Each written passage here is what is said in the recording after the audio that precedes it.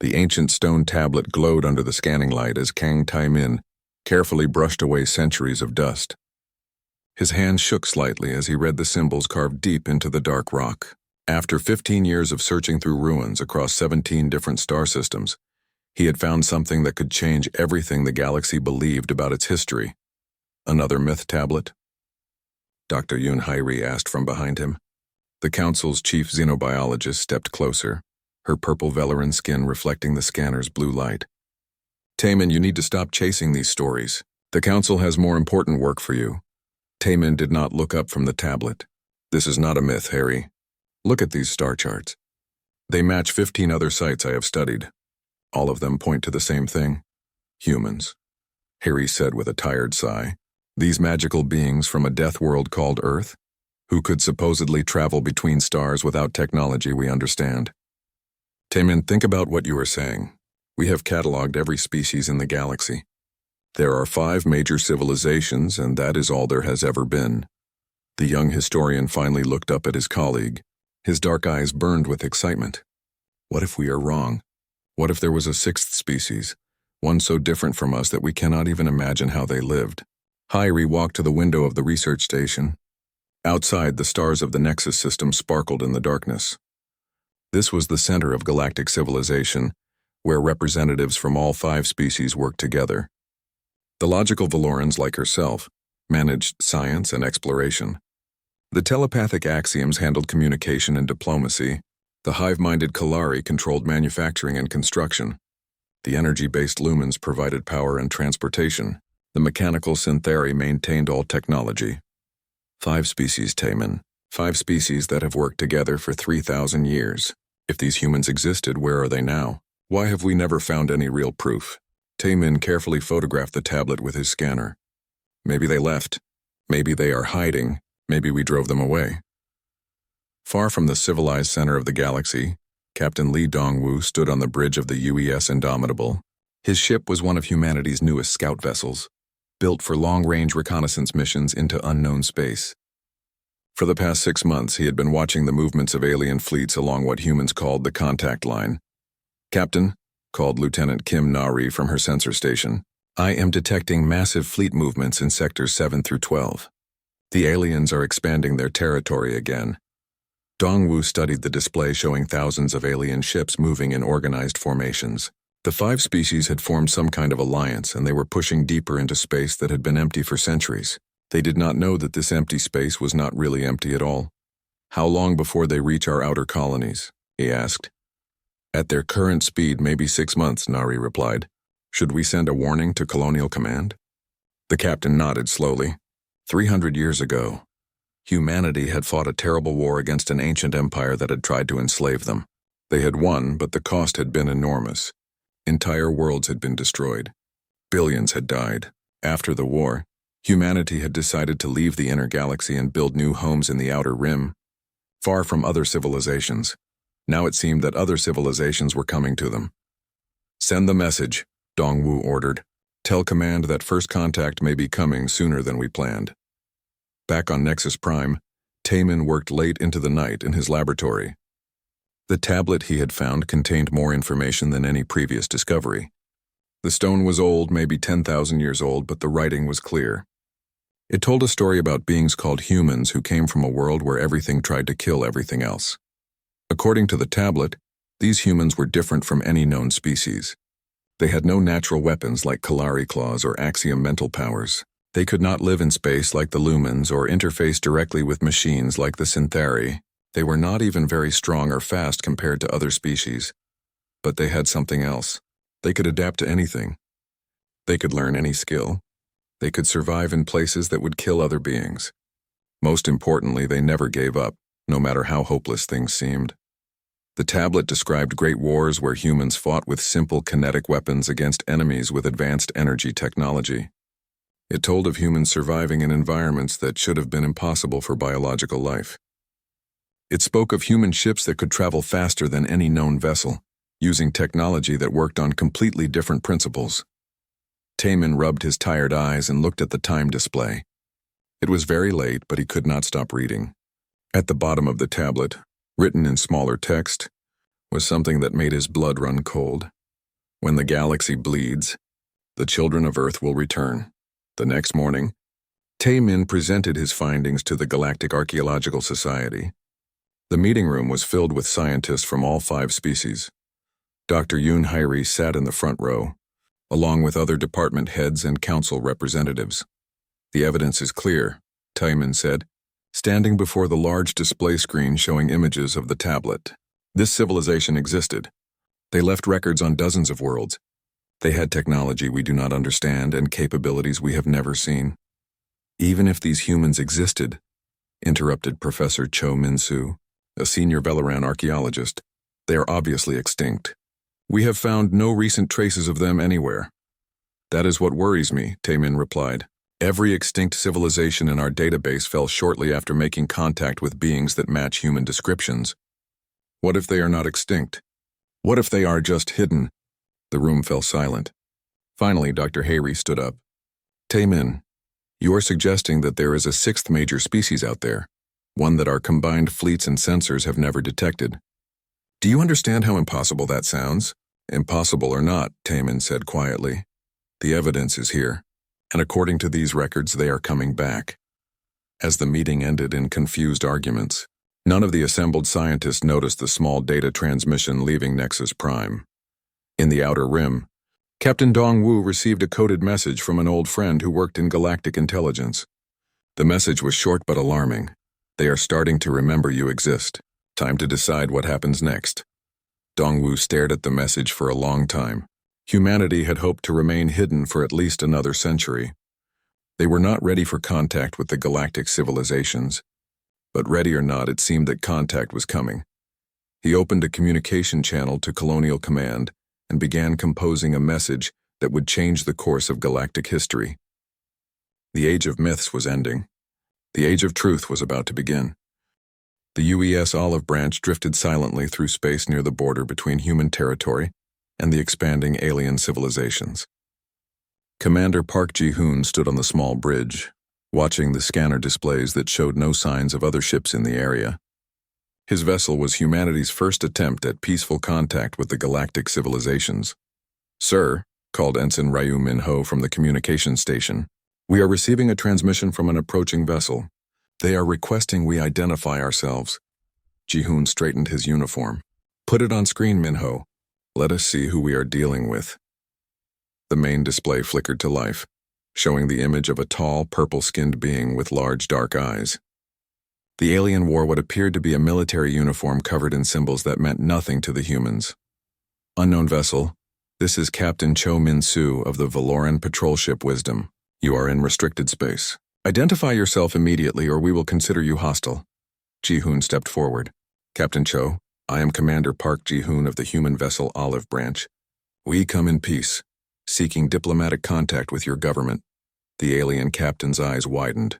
Behind him, other aliens could be seen moving quickly around what looked like a ship's bridge. "Human? That is impossible. Humans are myths. Fantasy stories. I assure you, Captain, we are very real. We would like to arrange a meeting between our peoples to discuss peaceful coexistence." Captain Cho disappeared from the screen for several minutes. When he returned, his expression was confused and worried. "Commander Park, our sensors cannot properly detect your vessel. According to our readings, you should not be able to survive in space. Your ship shows no energy shielding, no AI systems, no gravitational compensators. How are you alive?" Dr. Kim Nari, the human xenobiologist, stepped beside Ji-hoon. "Captain Cho, our species developed differently than yours. We do not require the same technology to survive. Perhaps we could meet in person to explain?" 3 hours later, a small shuttle from the Velaran ship docked with the Olive Branch. Captain Cho emerged wearing a full environmental suit, followed by 2 other Valorans and what appeared to be a floating crystal that pulsed with blue light. "That is an axiom," Dr. Kim whispered to Ji-hoon, "the telepathic species. It is probably trying to read our minds." The meeting took place in the Olive Branch's small conference room. Captain Cho and his team sat on one side of the table, while Ji-hoon, Dr. Kim, and Engineer Lee Dong-woo represented humanity. "This is impossible," Captain Cho said, staring at the humans. "You are biological entities with no visible technological enhancements. You are breathing our ship's atmosphere without assistance. According to our medical scanners, your bodies should not be able to function in this gravitational field. Dr. Kim pulled out a data pad showing human biological information. Captain, humans evolved on a world with higher gravity than most inhabited planets. We adapted to survive in extremely hostile conditions. What seems impossible to you is normal for us. The axiom crystal pulsed brighter and projected a voice directly into everyone's minds. I cannot read their thoughts clearly. Their mental patterns are chaotic and shielded by something I do not understand. How do you resist telepathic contact? Engineer Lee spoke up. We did not know you were trying to read our minds. We do not have telepathic abilities ourselves. Maybe our brains just work differently. Captain Cho leaned forward. You said you come in peace. Where have you been hiding? Our sensor networks cover most of the galaxy. We should have detected your civilization long ago. We live in the Outer Rim, Ji-hoon explained. We prefer to keep to ourselves. We have been watching your expansion and decided it was time to make contact before our territories overlap. Watching us? The Axiom's mental voice carried alarm. For how long? Several years, Ji-hoon admitted. We wanted to understand your intentions before revealing ourselves. Captain Cho stood up quickly. You have been spying on us? This is an act of aggression. No, Captain. We were being careful. Surely you can understand the need for caution when meeting a new species. Before Captain Cho could respond, alarms began ringing throughout both ships. Sir, called Minho from the bridge, multiple vessels are dropping out of hyperspace. It looks like a fleet. On the main screen, dozens of alien ships appeared around the small meeting area. They were larger and more heavily armed than Captain Cho's patrol vessel. This is Admiral Huang Su-jin of the Kalari Collective, a harsh voice announced over the communication system. Unknown vessels will surrender immediately for inspection and quarantine. Any resistance will be met with force. Captain Cho looked apologetic. Commander Park, I had to report this contact to my superiors. They must have sent the Kalari to investigate. Ji-hoon turned to his crew. Dr. Kim, get back to the bridge. Lee, prepare for emergency departure. Captain Cho, I suggest you return to your ship. You cannot escape, Captain Cho said. The Kalari have surrounded you with 50 ships. Surrender and you will be treated fairly. Captain, with respect, we did not come here to be captured. We came to talk. The Kalari Admiral's voice filled the room again. Alien vessel, you have 10 seconds to lower your shields and prepare to be boarded. Any attempt to flee will result in your destruction. Ji-hoon spoke calmly into his communicator. All stations, this is the captain. Execute Protocol 7 immediately. Captain Cho watched in amazement as the humans quickly but calmly prepared for something. What is Protocol 7? It means we are leaving, Dr. Kim said as she headed for the bridge. Impossible. No ship can escape a Kalari battle formation. The countdown from the Kalari fleet reached 0. Energy weapons fired at the space where the olive branch had been just moments before. But the human ship was gone. Not destroyed, not damaged, simply gone from all sensors. Captain Cho rushed back to his ship and ran to the bridge. Where did they go? How did they disappear? His sensor officer, a young Velaran named Yoon Hae-ri, stared at her displays in confusion. Sir, they were here 1 second and gone the next. No hyperspace signature, no energy discharge, no debris. They just vanished. Admiral Huang's angry voice filled the communication channels.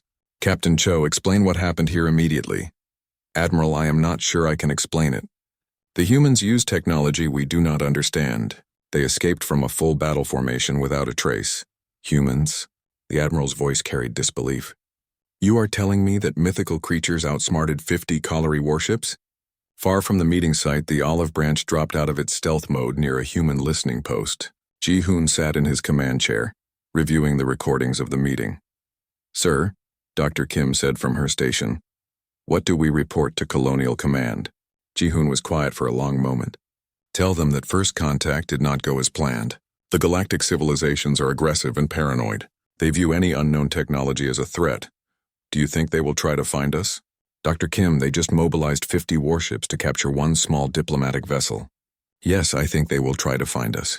And when they do, I do not think they will be interested in peaceful coexistence. Engineer Lee looked up from his console. Captain, I monitored their communications during the encounter. They are already calling us a potential invasion force. They think we are using advanced cloaking technology to hide a large military fleet. Are we? Dr. Kim asked. Ji-hoon smiled grimly. Not yet. But after today we might need to be. The human ship turned toward home, carrying news that would change everything. Behind them, 50 alien warships searched empty space for any trace of the vessel that had vanished before their eyes. The age of myths was over. The age of suspicion had begun. In the Kalari fleet, Admiral Huang stared at the tactical display showing nothing but empty space. Prepare a full report for the Council. Tell them we have confirmed the existence of an unknown species with advanced stealth capabilities. Recommend immediate military response. Sir, asked his tactical officer, what if they really did come in peace? Admiral Huang turned away from the display. Officer, in my experience, only 2 types of species develop perfect stealth technology. Those who are planning to attack, and those who are planning to disappear forever. Either way, they are now our problem. Kang Tae-min worked frantically in his laboratory on Nexus Prime, surrounded by data displays showing historical patterns that made his stomach turn cold. Dr. Shin Bo-ra and Professor Lim Jae-sung stood beside him, staring at the evidence they had uncovered over the past week. Show me the timeline again, Dr. Shin said, her voice tight with worry. Tae-min pointed to the holographic display floating above the table. Every extinct civilization in our historical database follows the same pattern. First, they report contact with mysterious beings matching human descriptions. Then, within 50 to 100 years, they completely disappear from the galactic record. Professor Lim stepped closer to examine the data. The Corvani Empire gone 3,000 years ago. The Zentari Federation vanished 2,000 years ago. The Macron Republic disappeared 1,500 years ago. All of them were advanced civilizations with powerful military forces. And all of them, Tae-min added grimly, left records describing enemies who fought with primitive kinetic weapons against their energy-based technology. Enemies who never surrendered, never retreated, and never stopped coming. Dr. Shin pulled up another display. But Tae-min, correlation is not causation. Maybe these civilizations fell for other reasons. Internal wars, resource depletion, natural disasters. Then explain this, Tae-min said, highlighting specific entries in the database. Every one of these civilizations described the same thing before they vanished. Beings from a death world who adapted to any environment. Creatures who could survive injuries that would kill anyone else. Warriors who treated impossible odds as merely challenging. On the human colony world of New Busan, Governor Yu Hyo-jin read the urgent report from Captain Dong-woo with growing alarm. The conference room was filled with colonial administrators, military officers, and civilian leaders, all waiting to hear what the government's response would be to the failed first contact mission. Ladies and gentlemen, Governor Yu began, the situation is clear. The galactic civilizations view us as a threat. Intelligence reports indicate they are mobilizing a massive fleet to deal with what they call the human problem. Admiral Bae Kyung-ho, commander of the Colonial Defense Force, stood up. Governor, our scouts report over 10,000 alien ships gathering in staging areas along the contact line. They have ships from all 5 species working together. This is not a patrol or an investigation. This is an invasion fleet. What are our defensive capabilities? Asked Dr. Park Yoon-soo, the colony's chief scientist. Admiral Bae activated a holographic display showing human space. We have 1,200 ships spread across 47 systems. Our technology is different from theirs. We use railguns instead of energy weapons, fusion drives instead of exotic matter propulsion, solid armor instead of energy shields. Are we outgunned? Governor Yu asked. In terms of raw firepower, yes, but their technology relies on complexity and exotic physics. Ours focuses on reliability and redundancy. Our ships are harder to disable because they use simpler systems. Commander Jang Ye-jin, a human intelligence officer, had spent the last month infiltrating Council communication networks. She sat in a hidden listening post deep in neutral space, monitoring alien military communications with growing amazement. This is incredible, she muttered to herself, as she listened to intercepted Kalari tactical discussions. They have never fought a total war. The more she listened, the more she understood how different the galactic civilizations were from humanity. Their conflicts were limited affairs focused on territorial disputes and resource allocation. They had rules for warfare. They had protocols for surrender. They had concepts of acceptable losses. They had no understanding of a species that would fight to extinction rather than submit. Commander Jang activated her encrypted communication system and sent an urgent Message to Colonial Command. Enemy psychology assessment complete. They expect limited conflict with negotiated resolution. They have no experience with total war doctrine. Recommend exploitation of this weakness. Back on Nexus Prime, the Galactic Council held an emergency session to discuss the human threat. Representatives from all 5 species filled the Great Chamber, their voices raised in heated debate. The evidence is clear, declared Supreme Admiral Co. Wu Jin, the Axiom representative. These humans possess stealth technology that makes them invisible to our sensors. They could have fleets hiding anywhere in the galaxy. The Valorans agree, added Dr. Yoon Hae-ri, now serving as a military advisor. Our encounter with their diplomatic vessel showed technology we cannot understand or counter. They escaped from 50 Kalari warships without difficulty. The Kalari representative, a massive insectoid creature with multiple arms, clicked its mandibles in agitation. The hive mind has analyzed their behavior patterns. They show no respect for proper military protocol. They refuse to follow established rules of engagement. What do the lumens recommend? Asked the council moderator. The energy being that represented the lumen species pulsed with orange light as it spoke. The light forms detect danger in these creatures. They emit electromagnetic signatures unlike any known biological life. They may not be natural beings. The Syntheri concur, added the mechanical representative. Analysis of their vessel's construction shows technology that should not work according to established physical laws. They use no artificial intelligence, yet their computers process data faster than our networks. Supreme Admiral Seo stood up, his telepathic voice reaching every mind in the chamber. The Council's decision is unanimous. These humans represent an existential threat to galactic civilization. They must be eliminated before they can establish a foothold in civilized space. On New Busan, Admiral Bay received the intelligence reports from Commander Zhang with mixed feelings. Governor, we have good news and bad news. The good news is that the aliens have no experience with the kind of warfare we are prepared to fight. The bad news is that they are so terrified of us that they will not accept any outcome except our complete destruction. Governor Yu stared out the window at the peaceful colonial city below. Admiral, we came to the Outer Rim to escape war. We built these colonies to give our children a chance to live in peace. Now you are telling me that war has followed us here. Yes, Governor. But this time, we are not fighting to defend an empire or protect resources. We are fighting for the right to exist. Dr. Park Yoon-soo activated a secure communication link to other human colonies. All stations, this is New Busan Central Command. Execute Protocol Black. Repeat. Execute Protocol Black immediately. Across human space, the message was received and understood. Protocol Black was humanity's contingency plan for exactly this situation. It called for the immediate conversion of civilian infrastructure to military production, the activation of reserve personnel, and the implementation of total war measures. On the mining world of New Seoul, massive ore processing facilities began producing armor plating and railgun ammunition. On the agricultural world of New Incheon, food production was redirected to support military logistics. On the research station orbiting New Daegu, scientists began working around the clock to develop new weapons and defensive systems. But the most important part of Protocol Black was psychological. Humanity had lived with the knowledge that they might someday have to fight for their survival again. Unlike the galactic civilizations, humans understood that some wars could only end with the complete defeat of one side or the other.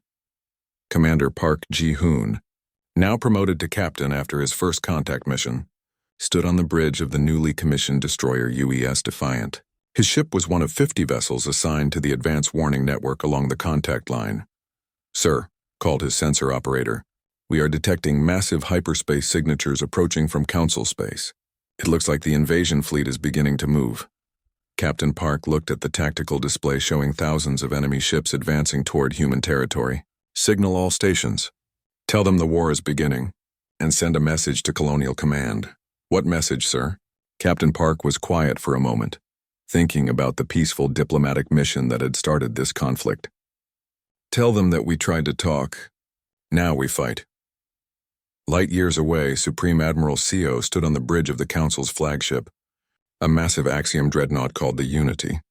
Around him, the largest military fleet in galactic history, prepared for what they believed would be a quick, decisive campaign against a primitive enemy. Admiral, reported his tactical officer, Long-range scouts report no sign of human fleet formations. They appear to be hiding behind their stealth technology. It does not matter, Admiral Seo replied, his telepathic voice calm and confident. We will destroy their worlds one by one until they surrender or are extinct. This threat to galactic peace ends today. Neither side fully understood what they were about to unleash. The galactic civilizations expected a limited conflict against an inferior enemy. Humanity prepared for a war of survival that would determine whether their species lived or died. The age of peace was ending. The age of fire was about to begin. The first major battle between humans and the Galactic Council took place at Terminus Station, a massive trading post that marked the boundary between civilized space and the unknown rim.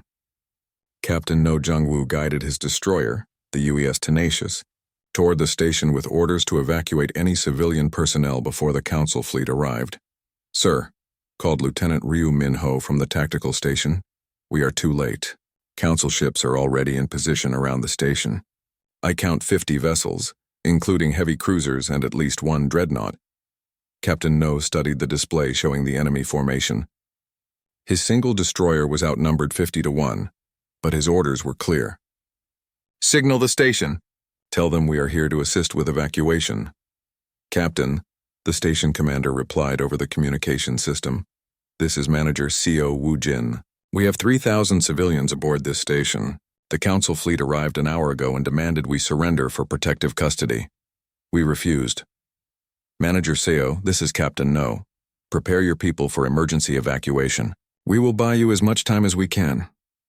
Admiral Moon Soo-young of the Axiom Forces watched the human ship approach through the sensors of her flagship. Such a small vessel, she murmured to her tactical officer. 50 ships against one. This will be over quickly. Admiral, the officer replied. Should we demand their surrender? No, the Council wants these humans eliminated, not captured. Besides, they have already proven they will not surrender willingly. Admiral Moon activated her telepathic abilities and reached out toward the human ship, expecting to overwhelm the crew's minds with psychic force. Instead, she encountered something she had never experienced before.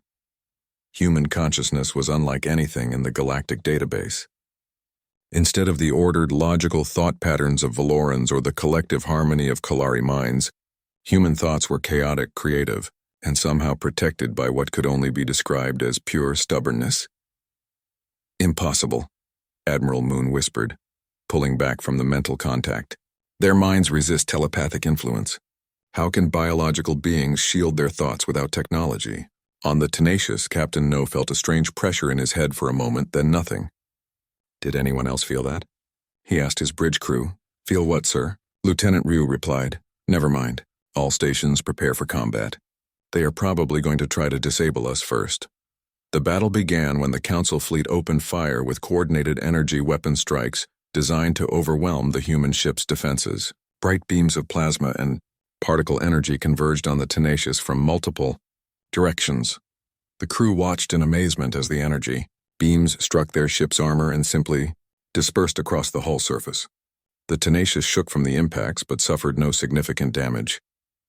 Sir, reported Chief Engineer Yang Yunji from the engine room. Our armor is absorbing the energy weapons like they are flashlights. These aliens have never faced solid armor before. Captain No smiled grimly. Their mistake. All batteries return fire. Target the lead cruiser. The Tenacious's railguns fired in sequence, sending tungsten slugs accelerating to nearly 10% of light speed toward the enemy formation. The kinetic projectiles passed through the aliens' energy shields as if they did not exist, and struck the lead Kalari cruiser with devastating force. The impact tore through the alien ship's hull, causing massive internal explosions. Within seconds, the cruiser was drifting powerless, its crew struggling to contain catastrophic damage. Admiral Moon stared at her tactical display in shock. How is that possible? They penetrated our shields with primitive projectile weapons. Her tactical officer checked the sensor readings 3 times before responding. Admiral, their weapons appear to be simple kinetic impactors. Our shields are designed to deflect energy attacks, not solid objects moving at relativistic speeds. One ship, Admiral Moon said with growing anger. One ship just disabled one of our heavy cruisers. All vessels concentrate fire on the human destroyer. Destroy it immediately. But the Tenacious did not behave like any ship in the Council's tactical database. Instead of retreating or trying to escape, Captain No ordered a direct charge into the center of the enemy formation. "Sir," Lieutenant Ryu called out, "we are heading straight into their battle line. They will surround us. That is the idea, Minho. Get us close enough to do some real damage." Lieutenant Ryu understood immediately. The closer they got to the enemy ships, the more difficult it would be for the aliens to coordinate their fire without hitting each other. It was a tactic that required either supreme confidence or complete insanity. The Tenacious raced through the Council formation, its railguns firing continuously at point-blank range. Each shot crippled or destroyed an enemy vessel. But the human ship was taking damage as well. Energy weapon hits were overloading circuits and starting fires throughout the hull. "Captain," Chief Yang reported, "we have lost main power to weapons. I need 10 minutes to reroute through backup systems." "We do not have 10 minutes, Captain No replied, looking at the tactical display showing enemy ships closing in from all sides. Lieutenant Ryu looked up from his station with a wild expression. "Sir, what if we use the mining charges?" "Mining charges? We have 20 industrial mining charges in Cargo Bay too. If I can rig them as proximity mines and detonate them when the aliens get close enough." Captain No nodded. "Do it. Chief Yang, assist Lieutenant Ryu with the modifications." For the next 5 minutes, the crew of the Tenacious worked frantically to convert their industrial equipment into weapons. When 3 Council ships moved in to finish off what they thought was a disabled enemy, they found themselves facing improvised explosives that detonated at point-blank range. The mining charges, designed to break apart asteroids, proved equally effective against spacecraft. 2 of the attacking ships were completely destroyed, while the third limped away with massive hull damage. Admiral Moon watched the tactical display with growing disbelief. They just turned mining equipment into weapons during active combat. "How is that possible?" "Admiral," her communications officer reported, "we are receiving damage reports from across the fleet. The humans have disabled or destroyed 12 of our ships." 12 ships? Against 1 destroyer? "Yes, Admiral. And they are still fighting." But the Tenacious was finally running out of options. With main weapons offline and hull breaches throughout the ship, Captain No knew they could not continue much longer. "All hands," he announced over the ship's communication system. "Prepare for boarding action. If they want to take this ship, they will have to do it room by room."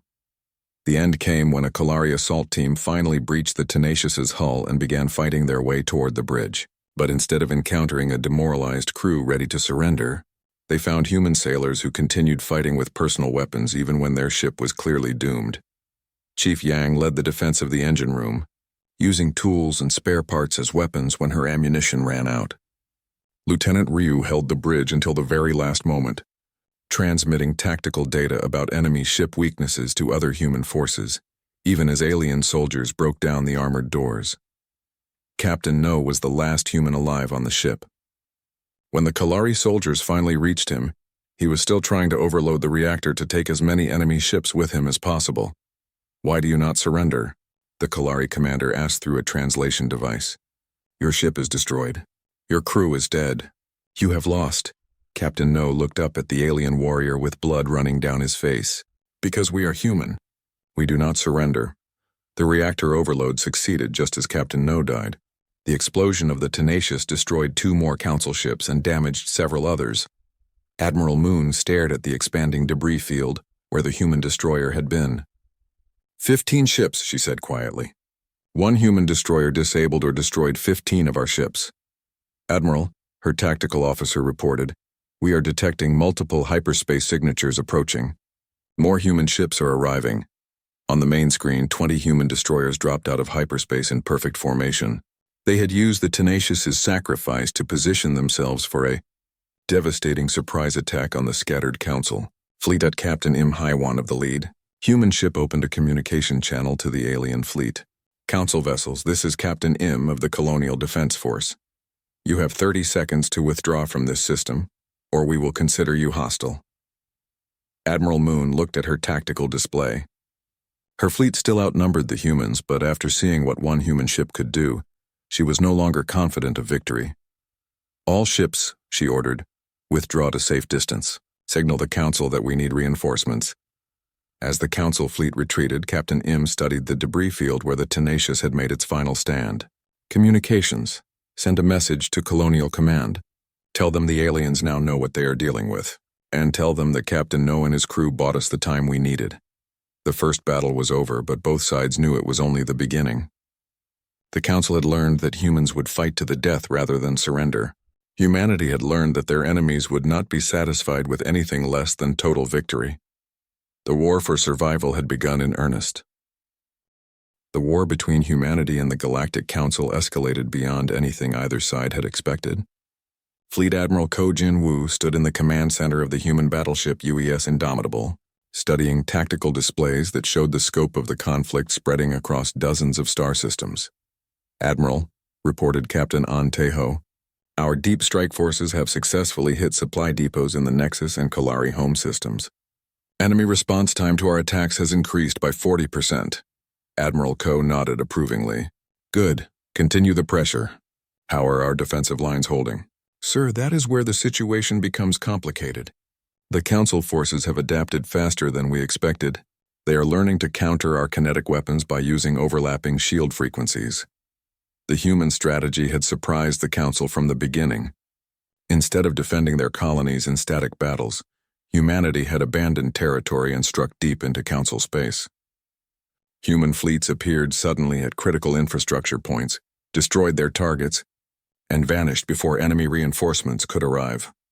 On Nexus Prime, Kang Tae-min worked frantically with his research team to understand what they were fighting. Dr. Song Mi-young, a cultural anthropologist who had joined the team, made discoveries that terrified the Council leadership. "Tae-min," she said, pointing to data scrolling across her display. "Look at this. I have been analyzing the cultural patterns from the ancient human ruins. These beings did not just evolve on a harsh world.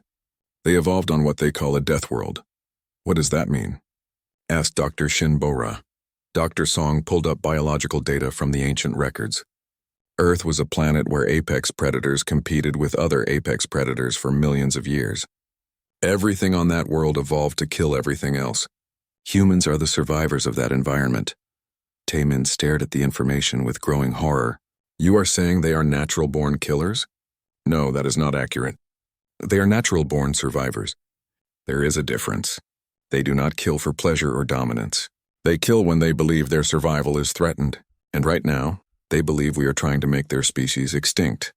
Meanwhile, in the Outer Rim, Captain Park Sora led human ground forces in what the aliens were learning to call impossible warfare. Her Marines had been deployed to the world of New Mokpo when a Kalari occupation force landed with overwhelming numerical superiority. "Colonel Park," called Sergeant Kim Hyun-woo over the radio.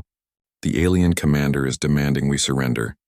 He says resistance is pointless against their superior numbers." Colonel Park checked her tactical display.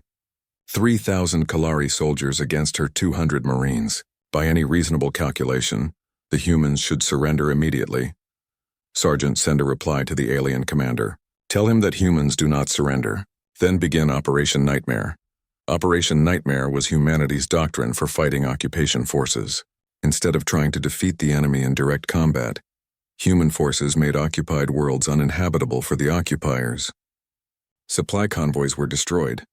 Communication networks were sabotaged. Enemy soldiers faced constant harassment from an enemy they could never quite locate. But the psychological warfare was even more effective than the physical attacks. The Kalari had never faced an enemy that refused to follow established rules of engagement. Human soldiers appeared and disappeared like ghosts.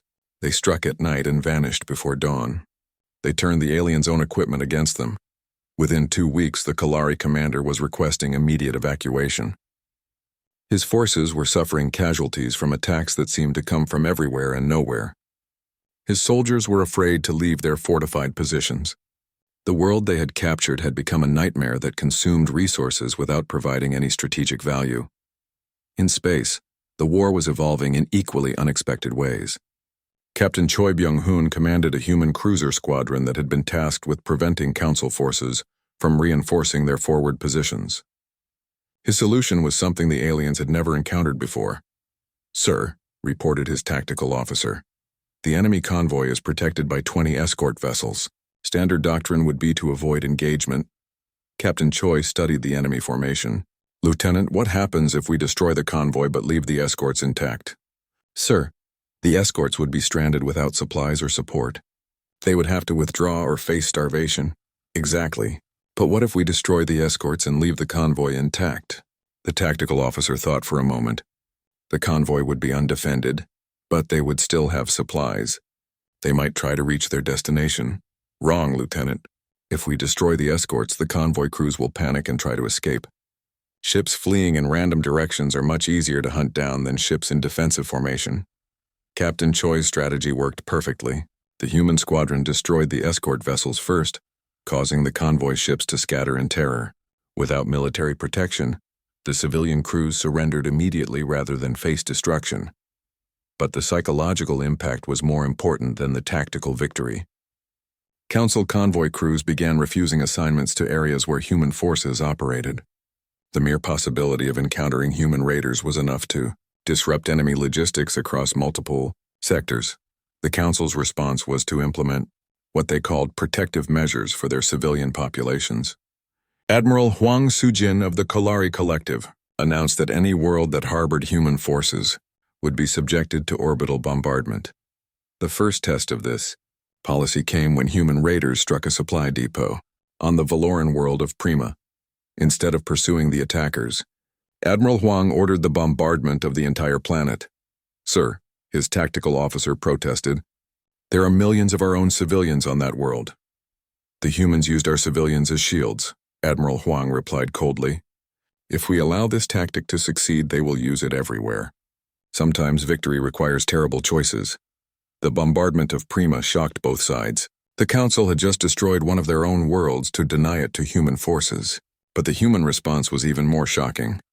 Admiral Ko received reports of the Prima bombardment while commanding a fleet action near the Axiom home system. His response was immediate and decisive. All ships, he broadcast on an open channel that he knew the aliens would intercept, implement Protocol Omega immediately. If they want to play by those rules, we will show them what total war really means. Protocol Omega was humanity's most extreme contingency plan. It called for the systematic destruction of any infrastructure that might benefit the enemy, including human colonies that could not be defended. The first world to be sacrificed was New Jeju, a human agricultural colony that was about to be overrun by Council forces. Instead of allowing the aliens to capture the planet's food production facilities, the human defenders destroyed everything of value and evacuated the population. When Council forces arrived, they found a barren world with poisoned soil and destroyed infrastructure. The cost of occupying and rebuilding the planet would exceed any possible benefit. But Protocol Omega went beyond just denying resources to the enemy. Human forces began targeting civilian infrastructure throughout Council space. Power stations, communication networks, transportation hubs, anything that supported the enemy war effort became a legitimate target. Ambassador Oh Young-mi, humanity's senior diplomat, finally received permission to meet with Council representatives under a temporary ceasefire. The meeting took place on a neutral space station operated by an independent species that wanted no part of the war. Ambassador Oh, said Supreme Admiral Seo Woo-jin, representing the Council, this conflict has escalated beyond all reason. Surely we can find some peaceful resolution? Ambassador Oh looked at the alien diplomat with tired eyes. Admiral, 3 months ago my government sent a peaceful delegation to establish diplomatic relations. Your response was to mobilize 10,000 warships. What kind of peaceful resolution did you have in mind? We propose that humans accept relocation to designated reservation worlds under Council supervision. You would be allowed to maintain your culture and limited self-government. In other words, you want us to surrender and accept imprisonment. Ambassador, be reasonable. Your species is outnumbered 1,000 to 1. You cannot win this war. Ambassador Oh stood up slowly. Admiral, let me explain something about humans that your intelligence services have obviously missed. We do not fight wars to win. We fight wars to survive, and we will continue fighting until either you are defeated or we are extinct. That is insane. That is human. The meeting ended without agreement.